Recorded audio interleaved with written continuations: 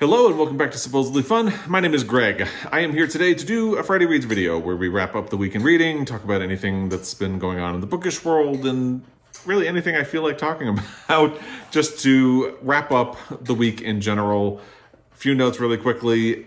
It has gotten cold enough, and you probably noticed this in other videos I've posted recently, that we've had to turn on the heat, and the heat in my house makes a really loud clicking noise in the background, so you will probably be hearing that. The other thing is that for some reason, as soon as I decided to film, everybody and their brother decided to go for a walk by my house. So Jamie might be growling, whimpering, barking in the background.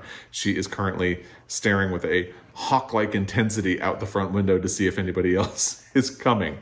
Anyway, just heads up about the noises you might hear in the background. It's been an interesting reading week. Not much has gone on in the bookish world. There are some bookish things that will be coming. I had mentioned in my recent video about Publishers Weekly's best fiction books of 2022 that I was really interested in The Sleeping Car Porter by Suzette Mayer. A bunch of people commented to say that that book was on the shortlist for the Giller Prize. And every year, I tell myself I'm going to pay better attention to the Giller Prize because it's a really interesting prize. And then every year, I fail to notice when the announcement for like the long list or the short list is coming, and then I find out after the fact. So I am going to have to try to do better with that next year because I had no idea that it was coming. In fact, the prize will be announced on Monday, November 7th. So we'll see what wins. I don't think I'm gonna be doing a reaction video because I haven't really been following it. And right now, the only book I'm really familiar with on the list is The Sleeping Car Porter, which I do have on order, but it is back ordered at the moment. It's a small press. And that's one reason that the Giller Prize is a good one for me to follow because it's a really diverse and interesting group of shortlisted books. I'll put a link to it down below. So I encourage you to check it out. Right now, the only one I'm really familiar with and the only one I have on order is The Sleeping Car Porter, but it's an interesting list, and I look forward to finding out more about these books when I have the time to actually get through the list. And then the National Book Award is also coming up. That will be announced on November 16th. That one I will be doing a reaction to, and hopefully I'll be able to read some of the other books that are on the shortlist for that one. Right now I've only read The Rabbit Hutch, but I have a copy of The Town of Babylon, and I've been looking at another one. So as we approach that one, I'll have more about it. But just a quick note, that's something that's coming up in the bookish world. And again, it's something that I really tell myself I'm going to pay closer attention to, and then I don't.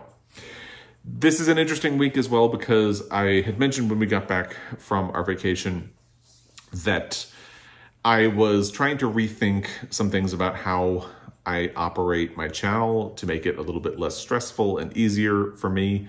And I had come to the conclusion that I am not going to push to try to do 3 videos a week like I had been for a very long time. And this is a good week for illustrating how that will work. Because last week, I actually had time with my job, which is unpredictable. I never really know what my schedule is going to be like the day of. In the morning, I don't know what my schedule will be like in the afternoon. It makes it really difficult to manage posting 3 videos a week sometimes. So I was going to remove that pressure from myself. But last week, I still managed to post 3 videos because it was an easy week. This week, I actually did have the time, but I decided to only post 2 videos. So I posted our monthly wrap-up, ours because Joel joined me to talk about what he read in October as well. I'll put a link to that video down below, and the Publishers Weekly one as well. And after that, I was thinking on Tuesday, and I decided this is going to be a good week for me to put that practice into effect because Guinness's birthday was on Wednesday, and it was a very emotional week for that. He would have turned 9. So it's been very emotional. Lots of feelings, and we're working through all of them. But it was a perfect week for me to take this slower approach and only do 2 videos. So this is going to be my second video of the week. And I'm really glad that I decided to do that because, again, even though I had the time, I didn't really have the emotional bandwidth to do a video and try to push myself to get that done and edited and uploaded and then follow up on the comments and all of that stuff. So I'm really glad I took that time for myself, and I think it's a really good illustration of why this is a good approach for me moving forward. So that's that. And I had mentioned that we were going to have Jamie taken back to get some lab work, so we will get the results on Monday. Keep sending positive vibes for that, because I would love for her to be healthy for a very long time. So keep her in your thoughts if you can, and send positive vibes or whatever out into the world. The only other thing before we get to the Friday reads, and also because it was Guinness's birthday, my reading week was not great. I did finish 2 books, and we'll get to that in the Friday reads portion of the video, but it was very slim in terms of progress on actual books. We did watch a new, I hesitate to say series on Netflix because it's only 3 episodes. It's from Sue Perkins, so there is a bookish thing that goes along with this. I read her memoir, Spectacles, a couple of years ago. Joel was actually interested in her memoir after we watched the first 2 episodes out of the 3, and I told him absolutely not, do not read it, because she has a beloved dog and then loses the beloved dog in it as part of the memoir. It's something that happened to her, but it's a lot. It's like emotionally devastating. I read this book long before Guinness was ill and before Jamie became a senior dog, and it was emotionally devastating to me for that. So it's an interesting memoir, but what's funny about it is, so the premise of Perfectly Legal as it was presented by Netflix is that she traveled to South America to do things that are legal there but illegal in the UK, which sounded like an interesting concept. And that is what it is, but it's also not what it is, because some of the things that she does are not necessarily illegal. And some of them she'll do because there's a sense of adventure involved, but there will be a little spin. Like, for instance, she goes whitewater rafting. Well, that's not illegal in the UK, but she goes with some sex workers, and sex work is illegal in the UK. So there's kind of like a twist. But she also learns the samba. She goes to a place where people go tanning in a very specific way in Brazil. Tanning, I'm pretty sure, is not illegal in the UK. It kind of turns out to be something other than what the original premise was. And it doesn't really explain what it's doing until you get to the 3rd episode. And I don't think this is a spoiler, but it turns out she's doing this as a sort of catharsis because she has things bottled up inside of her that she kind of wants to release. The sense of adventure is supposed to help knock all of that out. And it's interesting because in the memoir, once she is an adult, you can kind of see her bottling things up. She starts doing a thing where she will kind of acknowledge something bad that happens, but she doesn't really deal with it in a way, or like grapple with it too much. The dog part, yes, she grapples with in depth, but there will be other things like she'll hint at self-destructive behavior or maybe even bad behavior and ways in which she kind of implodes things, but she doesn't really address or deal with them in the book. And to me, the most interesting thing about a memoir would be when it does that kind of thing. So, but it's just kind of interesting because even in the show, she doesn't really get into what these issues that she wants to release are. It's still an interesting show. She's a very funny lady, but at the same time, it's interesting that the point of the show is to unbottle all of these emotions that she's been keeping inside, and yet she does not unbottle them. So it's like kind of like, you have the right to keep it private, totally, for sure. But if you want to keep it private, it's interesting that you then write a memoir where you still don't really deal with them and then have a 3-episode TV show where you don't. I would watch it again, but it's just kind of an interesting approach. And I would kind of recommend it because, again, it is funny and interesting as well. So, well, I'm holding up the memoir, but I'm talking about the TV show, just to be clear. So that's the only other thing that went on this week. Let's move into the actual Friday Reads portion of this video.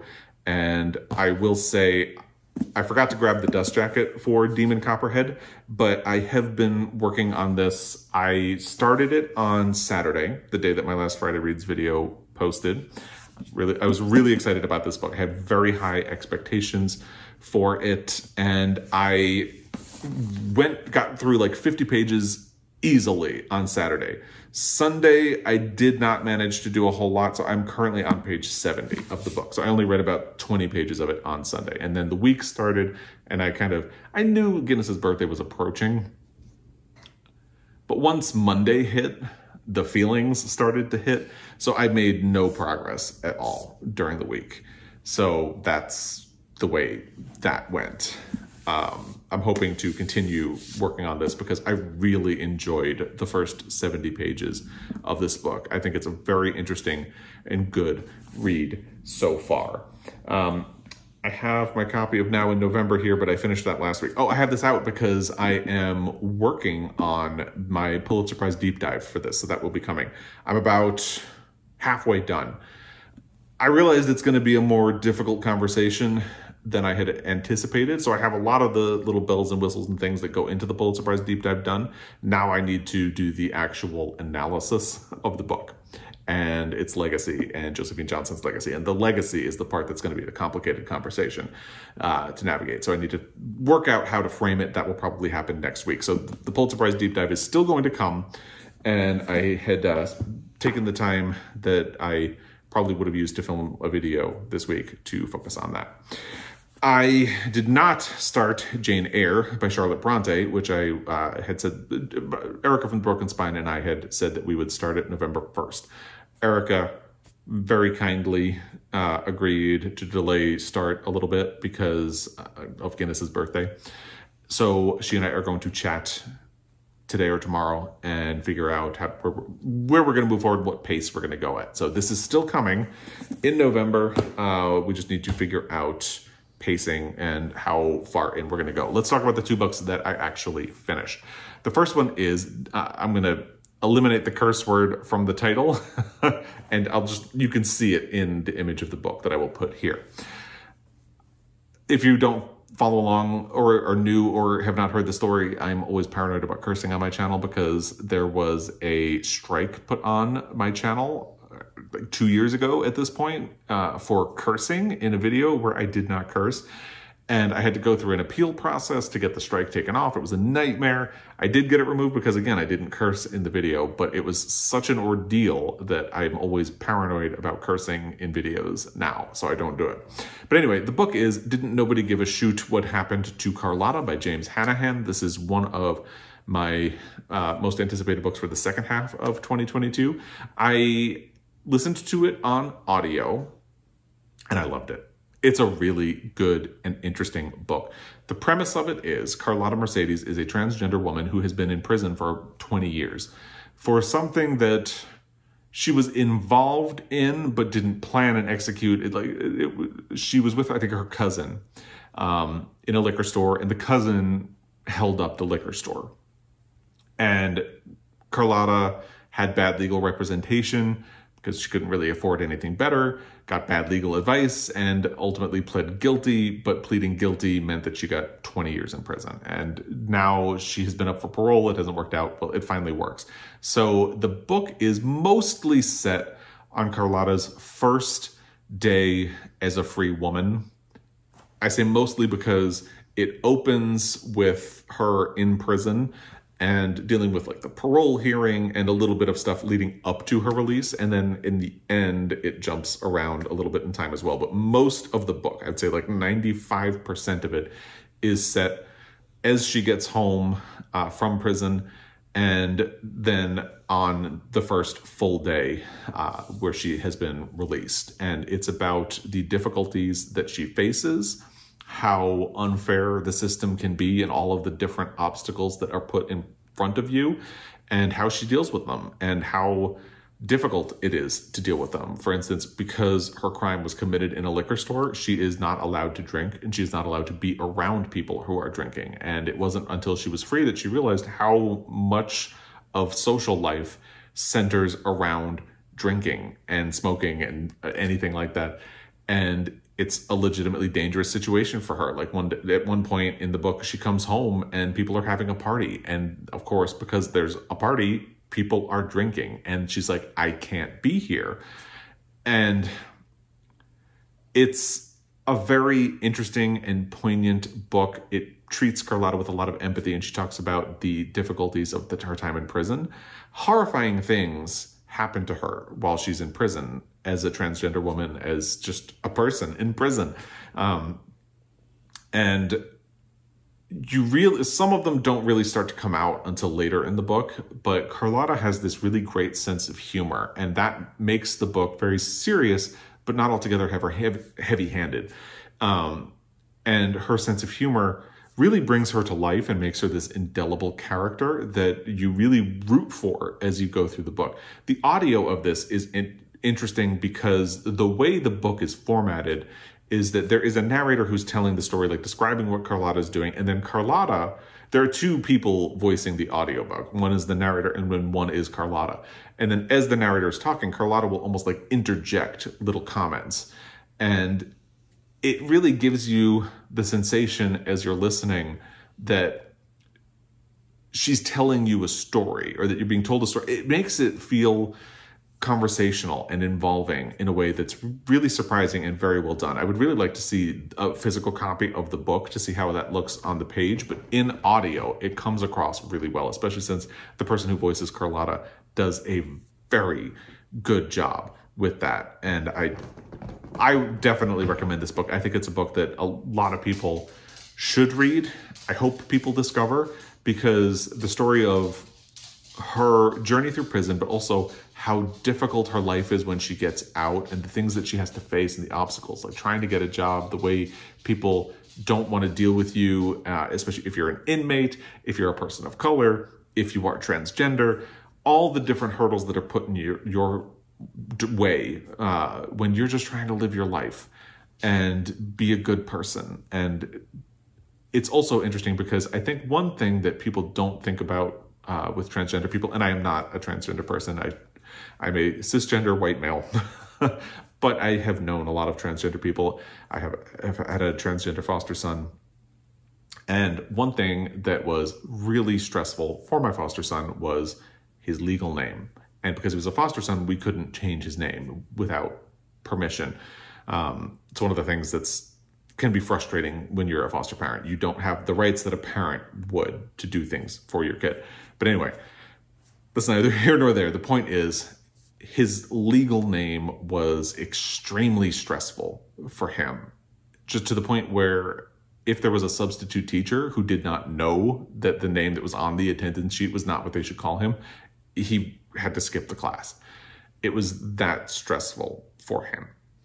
And this book captures that really well, because Carlotta transitioned in prison and was not allowed or able to go through a lot of the steps that somebody would, such as changing her name. And when she was coming up for parole, she tried to start that process, but can't really make it go at a pace. And it creates a lot of problems for her that her legal name is not the name that she uses, and she does not want people to use her legal name. It's a dead name at this point.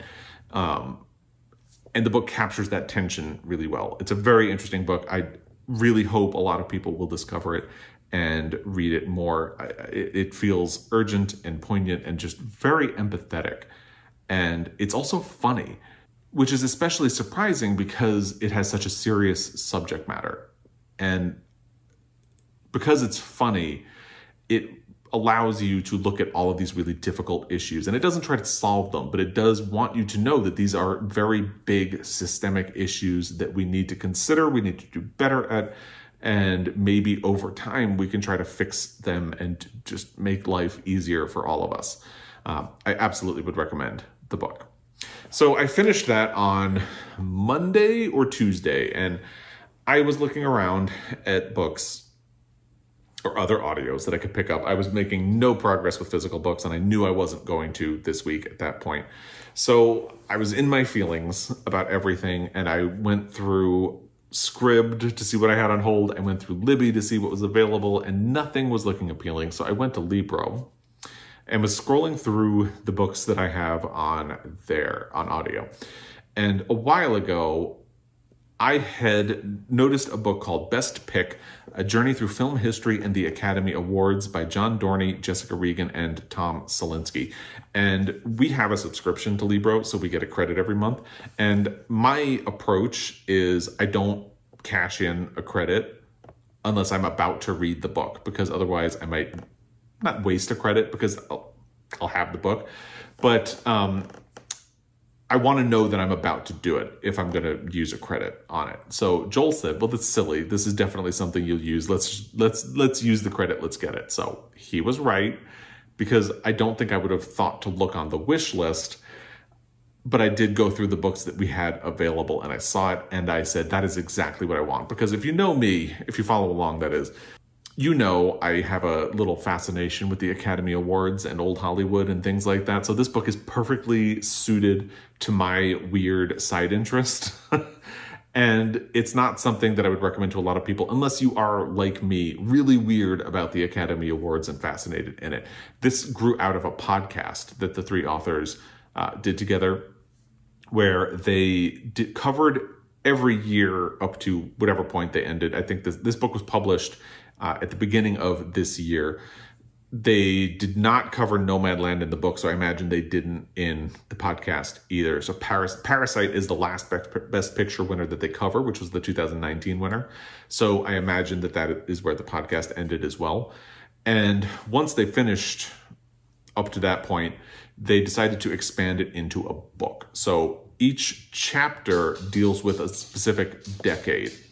The first chapter, because the Academy Awards barely existed in the 20s before the decade ended, they do like an introduction to why the awards exist, and then they cover those years, and then they go into the 1930s. Next chapter is the 1940s. So it begins with an overview of the decade and how the Academy changed during the decade, how the type of movie that it recognized changed, how Hollywood in general changed over that decade.